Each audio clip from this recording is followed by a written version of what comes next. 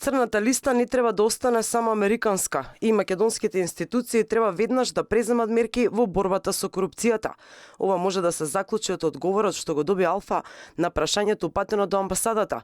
Кои се резултатите од тимот истражители кои минатата година престојуваа во Скопје и кога ќе бидат објавени имињата?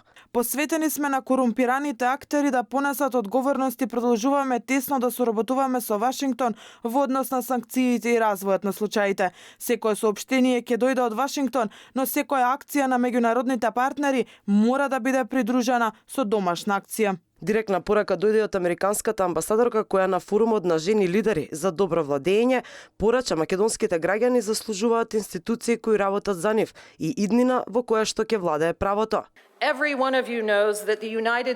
Соединетите американски држави имаат значителни инвестиции во борбата против корупцијата, бидејќи тоа е во најдобар интерес за двете страни. Граѓаните заслужуваат да имаат институции кои што работат за нив и тие заслужуваат да имаат иднина во која што владее правото. Домакинката пак на форумот, Славица Грковска, вице-премиерката за владење на правото, се согласи со забелешките, но одговорноста ја префрли кај судско-обвинителскиот систем.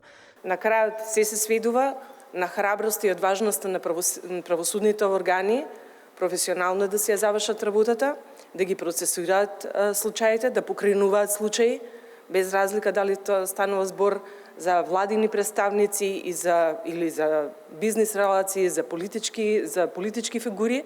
Според извештајот на Стейт департментот, земјава тоне во корупција, а според коментарите во јавноста овие денови, ова е најлошиот извештај на САД за Македонија.